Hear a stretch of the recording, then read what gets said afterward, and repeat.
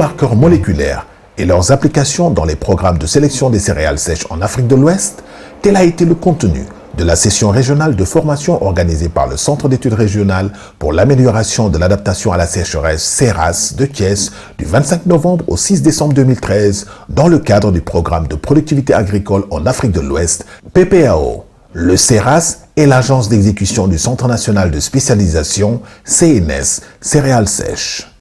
C'est un cours sur l'utilisation des outils modernes de la biotechnologie. Ce cours est organisé à l'intention des chercheurs et étudiants de la sous-région dans le cadre du projet régional qu'on appelle le WAP, c'est-à-dire le programme de productivité agricole en Afrique de l'Ouest. Et il regroupe une quinzaine de participants venus de différents pays qui participent à ce programme régional.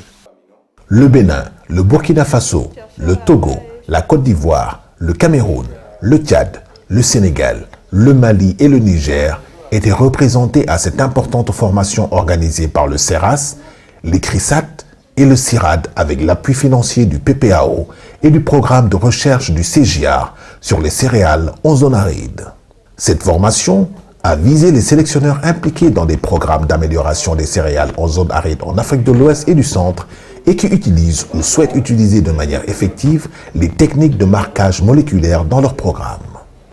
C'est une formation qui est vraiment importante dans le cadre de mes activités de recherche et qui me permettront d'approfondir mes connaissances et utiliser les informations ou bien les outils de cette formation pour pouvoir créer ou sélectionner de nouvelles variétés de sorgho résistantes à la sécheresse et aux divers autres stress biotiques et abiotiques. Cette formation va réellement m'aider à sélectionner les variétés résistantes de sorgho à l'anthracnose du sorgho dans mon pays et bien sûr aussi dans les sorgho aussi résistantes cultivées dans les régions de l'Afrique de l'Ouest. Dans le cadre de mes activités, j'ai toujours fait une sélection, j'ai toujours travaillé sur l'amélioration des variétés. Par exemple, au niveau du riz, nous sélectionnons beaucoup de variétés sur le riz. Mais cette formation sera un outil de plus. Là, nous pourrons aller jusqu'à déterminer le déterminisme de cette résistance au niveau des gènes.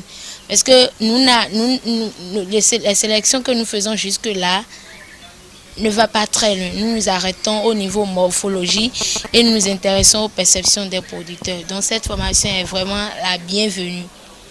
Parce que ça va faire qu'on pourra développer plus facilement et plus rapidement en étant court des variétés tolérant aux différents stress que nous désirons. Mes attentes de cette formation, c'est d'améliorer les techniques de sélection, surtout en matière de sélection assistée par marqueurs moléculaires. Ça nous permet d'aller beaucoup plus vite dans la recherche et de trouver les résultats beaucoup plus précis. Les céréales sèches représentent une part importante de l'alimentation des populations ouest-africaines et du centre, en particulier dans les zones sahéliennes et soudaniennes. L'augmentation de la productivité des céréales sèches est donc un préalable crucial au renforcement de la sécurité alimentaire et à l'augmentation des revenus des producteurs. L'un des défis majeurs pour y parvenir est la création de semences performantes en quantité et en qualité. Les outils moléculaires sont très importants aujourd'hui parce qu'ils permettent de raccourcir la période qu'on prend pour sélectionner les nouvelles variétés. Pour créer une variété de sorgho, ça peut prendre 20-25 ans. Et ce n'est pas beaucoup, les gens ne le savent pas assez, mais il y a beaucoup de recherches derrière. Maintenant, avec les marqueurs moléculaires, on peut, en moins de 2-3 ans, sortir une variété. Et ce sont donc des technologies qui sont très importantes et que tous les chercheurs doivent s'approprier. Quand on parle de productivité agricole, c'est d'abord l'amélioration des facteurs de production et comme premier facteur de production, je citerai la semence. Je crois que si aujourd'hui on applaudit fort, Tari déloge les résultats du WAP, c'est d'abord toutes les tous les acquis qui ont été cumulés jusqu'ici par rapport à la semence en matière donc de création, de génération de nouvelles variétés performantes qui ont fait leur preuve non seulement à la station de recherche, mais aussi au niveau des champs des paysans. Nous venons de boucler une série de visites de champs pour s'enquérir davantage les évolutions du WAP.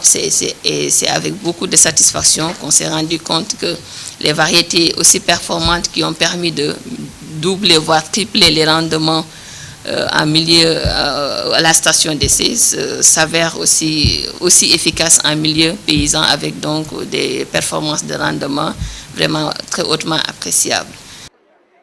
Développer la recherche sur de nouvelles technologies innovantes et adaptées est donc un impératif pour augmenter les productions et répondre aux besoins des producteurs. D'où l'importance de travailler sur la création variétale. La formation s'est bien déroulée et nos attentes ont été vraiment comblées.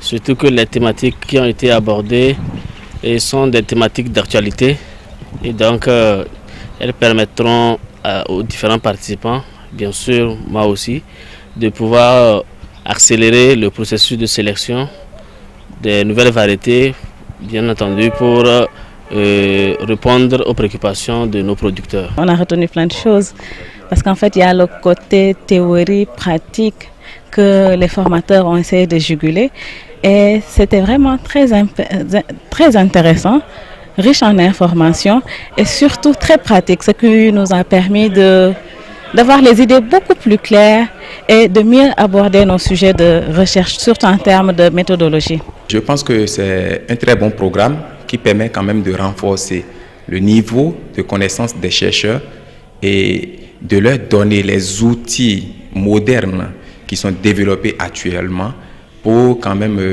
améliorer la production agricole dans nos pays respectifs, en Afrique de l'Ouest et partout dans le monde. Le CERAS, érigé en Centre national de spécialisation dans le cadre du PPAO, multiplie les efforts pour l'amélioration et la sécurisation du capital semencier des céréales sèches prioritaires du Sénégal, notamment le mil, le maïs, le sorgho, mais aussi le fonio, l'arachide, le niébé et le sésame. C'est là la voie royale pour l'autosuffisance alimentaire dans notre région.